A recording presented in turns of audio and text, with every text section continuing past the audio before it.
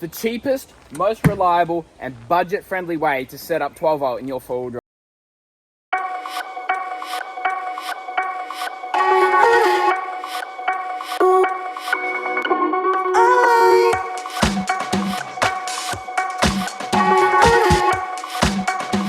Alright, welcome back to another episode. Now, this is going to be a little bit different. I'm going to be showing you most of the camping setup and touring modifications which we've done to the nav in the past month. Now, this is half budget build series, half not. So I splurged out a little bit on the big tent up there, as you can see, but I'm keeping this relatable and showing you the 12 volt side of things. It does not need to be expensive. Coming around to the rear, I'm going to show you the setup I've been running for like the last 5 years, ever since I got my P's and had my 4B. We'll get Charlie the chicken investigating the nav. But I'm going to show you the setup I've been using. It has not failed me yet. I've been on multiple trips, long weekend trips. I've been on a week trip to Fraser Island. It has not failed me. And I'm pretty sure, don't count me on this, but you can do this for under 500 bucks. Okay, so that is we're fixing that dent this month. But I've just done some Googling. The battery box, yes, we're using a battery box. The battery itself and the solar blanket, this can be done for about $500 to $600. And in my opinion, it's all you need. All we've got here is a June four-wheel drive battery box. Now, I got this from my parents for Christmas, probably about 4 years ago, and it is still kicking today. Now, all I did was I went to Super Cheap and I put a big, I don't know what type of battery, I'm pretty sure it's deep cycle. Just a battery that can really hold charge and won't disperse easily when something's plugged into it, essentially.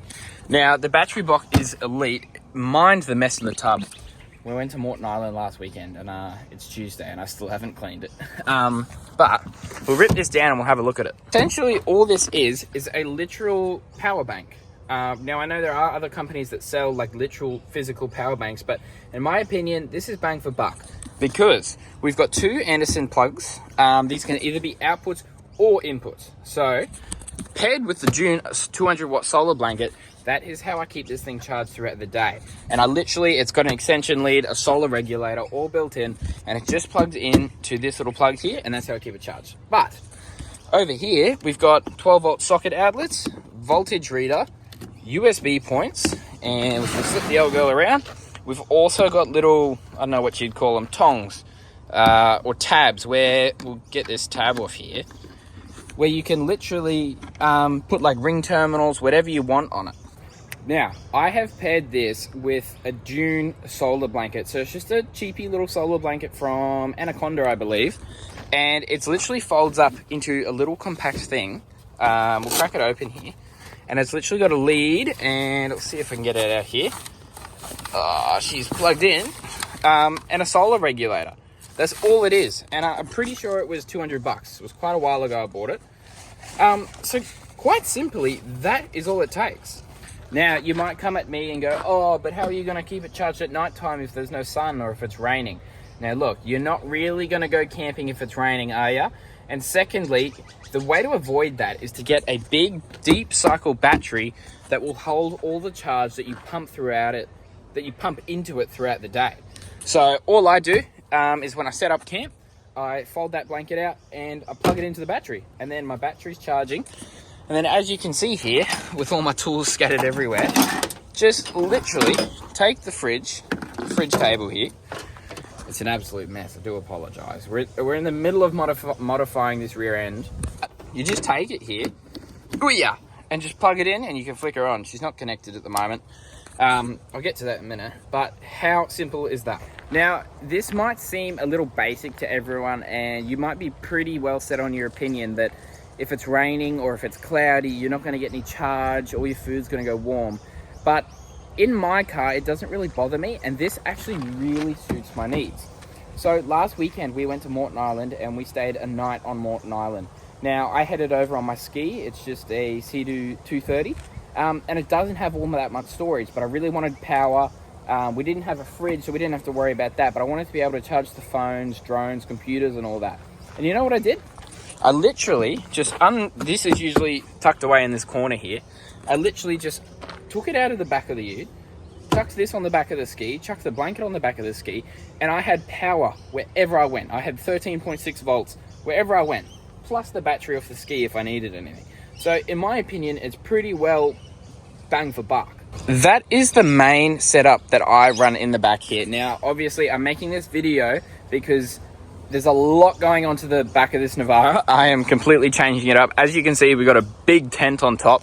And before I throw some money at it, I just wanted to show you guys that you actually can do this on a budget. Like, I've been doing it for 4 or 5 years now and it has never failed me. So I'll run you through a bit of how I set it up when I go away for a weekend. So usually this fridge is facing vertical. It goes parallel with the car. That way I can just come over here, lean over the side, grab some beers, or even just cook on the tailgate here.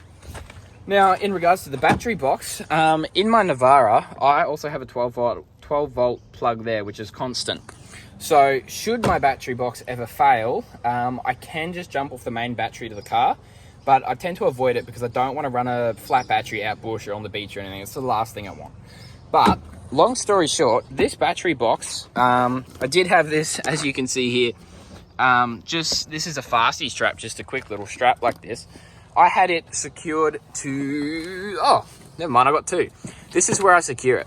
So this just goes up and around the battery box. Please excuse the mess, goddamn. And it's as simple as that. So this battery box just sits in there with the fridge next to it. I pile all my chairs, and I used to put my swag in there, and then I'd just chuck the tonneau cover back on and then close the tailgate, and that was me for the weekend. Now, I did tons of trips like this. Like, I went to Fraser Island with the boys twice like this, and it kept food cold. And I did have one issue where the connections on my battery box actually came loose. And excuse me. And I didn't have the tools to fix it there because I was 17 and not smart. But long story short, that's where that plug saved me over there. But since then, I've got proper terminals mounted onto this battery, and it has saved me. If you look here, we've got these Lux Beam lights here. Now, these are actually more so party lights than actual functional lights, but they do act as reverse indicators and the lot. So we'll go here into my pocket and watch this. Full harness related. So brake lights, reverse lights, indicators, the lot. Go watch that video if you haven't. These things are sick. So I've got them a bit tight at the moment, but I can tilt these down and I can have this whole area here lit up like daylight. They are really bright. So I'm in the process at the moment of designing the rear with slides, pull-out pantries and kitchens as a way to keep it waterproof as well. That's one of my main goals. But those lights illuminate my cooking area, and that is really just how simple it is to go camping. Just a little bit of light, a little bit of power, and it's simple as that. Like, you honestly do not have to go and spend thousands of dollars on red arc inverters and all that. Yeah, it's nice, but do you really need it? As a pea plater on my red peas, we spent nearly a week and a half on Fraser Island with a battery box, a solar panel, and a fridge. A couple of the boys had eskies. It is really not that hard. So that's a pretty basic budget pea plater spec setup you can have. I know you can run it because I've run it and tested it for the last 4 years. It is definitely possible. I've had minimal dramas with it, and you don't need to go spend tons of money. So I'll put all the links for everything I've got there in the description. But I have thrown a little bit of money at the front of this car and at the top of this car to make it a little bit more comfy when touring. Obviously on the top there, I haven't made a YouTube video on it yet, or it hasn't been released yet, but I've gone and grabbed myself a hardtop rooftop tent. Now this has actually got solar inbuilt on the top of it here. This is a solar panel, and that's going to make it 10 times easier than running the solar blanket, because this will constantly be on the top of the car, and yeah, it just takes away the whole solar blanket elimination. Can just constantly have sun on it while driving, charging the battery. But the tent, the hardtop tent, I do know these are quite expensive, and they're not everyone's ideal thing. I have run a soft top rooftop tent and it was fine. Kind of preferred the swag over this, but compared to that tent, nothing beats it. Like, if you were thinking about getting a hardtop tent, spend the money on a quality one. It is worth it. Or wait a couple months and I'll give you a cheeky discount code for this tent. Haven't released it yet, but stay tuned. They are epic. Okay, so I got a little bit distracted, mind me. But these are also aux beam little ditch lights. So if you watch my last video, these were supposed to go on the bonnet, but they have actually helped so much while camping. They spread light all the way down here, and it is so much better just when navigating the car and climbing around the car. And I actually climb in the rooftop tent from this side here, and having that light just shining at the base of the ladder just makes life so much. But there's more to come on that tent. Stay tuned. They are a cracker tent. I can't wait to release them to you guys. So the next thing on the list is these aux beam 9-inch driving lights. They are amazing. Like, I know they're not the most expensive lights out there and they're not the best quality, but I've been running them for a couple months now and they're actually really good. They don't vibrate when you drive. They don't get too hot. They're all fused properly. There's a 40 amp relay in it and a 25 amp inline fuse. So they're pretty quality gear, pre-wired, pre-harnessed. All you got to do is install them and wire them up. They are an absolute cracker of a modification if you want to go touring at nighttime, or if you want to get that comfort that you can tour at nighttime should things go wrong. But coming down here, we've got a cheeky little modification which I haven't released on Instagram yet, if you follow me on Instagram, and the next video will be on the winch. I didn't film it putting it in, so I'm going to rip it out. I'm actually going to modify it a little bit. We're going to up the torque and the motor speed on it. We're going to change the gear ratios and stuff. Wait for that video. But we have a 13,000 pound winch on the big girl. Long story short, I don't really four-wheel drive that much. There is not much of a need for me to put a winch on the car. It's not as necessary because, like, you don't see me going up climbing mountain faces or everything. This is more so to pull the ski out of the water when I'm on Fraser. So I really don't want to get the car halfway in the beach just to bloody launch the ski. So what I'm going to do is I'm going to detach it, run it down to the ocean, launch the ski. The next day following, just put the ski in the water and then just winch it back up onto the beach. That may not be the necessary reason you go and buy one, but I do think a winch is a necessary thing to have on your forward drive should you want to have that extra security. Now, I actually got that winch on sale from Forward Drive Super Center. Flynn, if you're watching, thank you. He helps me grab that, and with the install and everything, it comes with the full kit. It just didn't come, I think this is called a fair lead. I'm not exactly sure on the winch terms. So I just gave it and it actually came in silver. So as you can see, I didn't do the best paint job, but primed, painted black, big bolts. I'm still waiting on a number plate bracket so I can use the winch and the license plate at the same time.